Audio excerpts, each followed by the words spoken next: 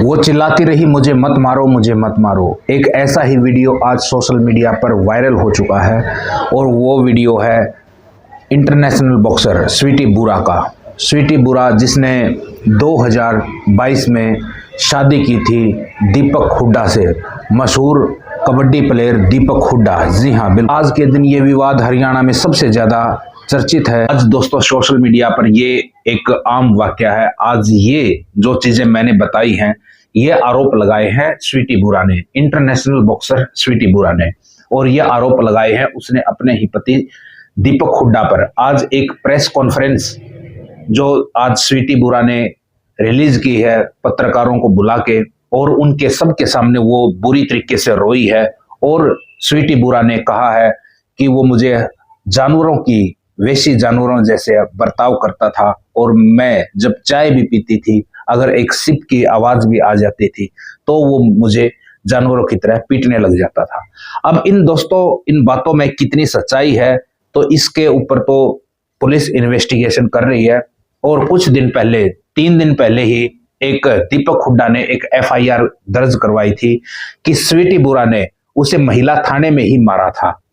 उसने, उसके फादर ने, बहन ने, 2-3 जिसका भी जिक्र दीपक हुड्डा ने किया है, और महिला पुलिस थाने में ही दीपक हुड्डा की पिटाई की गई थी। अब इन बातों में कितनी सच्चाई है, आरोप दोनों एक दूसरे पर लगा रहे हैं। दीपक हुड्डा कबड्डी प्लेयर है इंटरनेशनल, और वो कप्तान भी रहे भारतीय टीम के, और इंटरनेशनल बॉक्सर स्वीटी बुरा, दोनों की मुलाकात 2015 में हुई थी। 2015 में मुलाकात होने के बाद स्वीटी बुरा ने बताया है कि दीपक हुड्डा ने मुझसे कहा था कि मैं बिन माँ बाप का लड़का हूं, और उसके बाद स्वीटी बुरा की उनके साथ मिलना जुलना जारी रहा था, और 2022 में आखिरकार दोनों ने शादी कर ली थी। शादी करने के 3 साल तक सब कुछ सामान्य रूप से चलता रहा, और उसके बाद एक दोनों की जिंदगी में बहुत बड़ा तूफान आता है।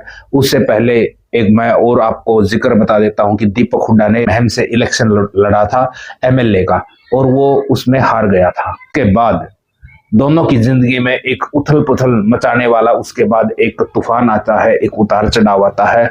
दोनों एक दूसरे पर आरोप प्रत्यारोप लगाने लग जाते हैं। स्वीटी बुरा का कहना है कि दीपक हुड्डा के घर में कुछ भी नहीं था। जब वो गई तो एक बाथरूम भी नहाने के लिए नहीं था। दीपक हुड्डा तो तसले में बैठ के नहाता था, उसके पास कुछ भी पैसे नहीं थे, वो तो बिल्कुल कंगाल था।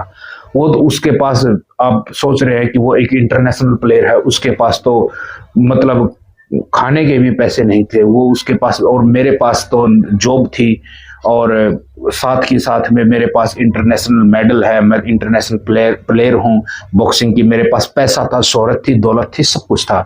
लेकिन उसके बाद भी मैंने दीपक हुड्डा से शादी की थी कि भाई वो बिल्कुल, चाहे उसके पास दौलत नहीं है, लेकिन मैंने उसके बाद भी शादी की थी। दीपक हुड्डा पर आरोप लगाया है स्वीटी बुरा ने कि दीपक हुड्डा ने 2.5 करोड़ की गाड़ी की डिमांड भी की थी, और दहेज की काफी बड़े रूप से। दीपक हुड्डा पर आरोप लगाया है स्वीटी बुरा ने ये सब चीजों का। और उसके बाद दीपक हुड्डा ने कहा है कि दीपक मेरी संपत्ति हड़प ली बहुत ज्यादा।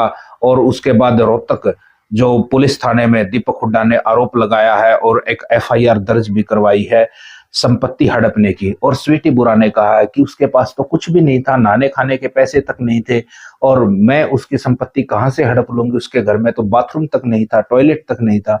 तो ये आरोप दोनों एक दूसरे पर लगा रहे हैं। और जो आज एक सबसे बड़ा, एक चर्चित जो आज के दिन ये पॉइंट बना हुआ है कि भाई दोनों एक दूसरे पर, जहां एक दूसरे पर जो इतना प्यार था, और एक आज एक दूसरे पर इतने आरोप प्रत्यारोप का जो दौर चला हुआ है, वो उन दोनों बातों में कितनी सच्चाई है, इस बातों का तो एक आने वाले समय में ही पता लग पाएगा। और साथ के साथ में आज स्वीटी बुरा सोशल मीडिया के माध्यम से आज प्रेस के सामने बहुत ज्यादा रोई है, और अपनी भावनाओं को उसने निकाला है कि अगर मुझे कुछ भी हो जाता है तो मेरी मौत का जिम्मेवार दीपक हुड्डा और SP हिसार होंगे। तो साथ के साथ में स्वीटी बुरा ने अपना दर्द बयां किया है। तो इन बातों में दोस्तों कितनी सच्चाई है, तो ये तो आने वाले समय में ही इन बातों का पता लग पाएगा, जब इन्वेस्टिगेशन होगी और साथ के साथ में न्यायालय इन बातों का जांच करेगा, तो तभी इन बातों की, इन्वेस्टिगेशन के बाद ही इन बातों की पुष्टि हो पाएगी। तब तक के लिए आप दोस्तों हमारे चैनल पर बने रहिएगा, और साथ के साथ में आप नई वीडियोस की अपडेट हम जल्दी जल्दी आप तक पहुंचाते रहेंगे। तो मिलते हैं दोस्तों बहुत जल्दी। एक आप कमेंट सेक्शन में ज़रूर बताइए कि इन बातों में कौन सही है कौन गलत। तो कहीं ना कहीं दोनों की ही कहीं ना कहीं गलती ज़रूर हो सकती है। तो इस बारे में ये बातें तो दोस्तों न्यायालय ही तय करेगा या फिर पुलिस की इन्वेस्टिगेशन ही तय करेगी। तो मिलते हैं दोस्तों जल्दी ही, तब तक के लिए जय हिंद जय भारत।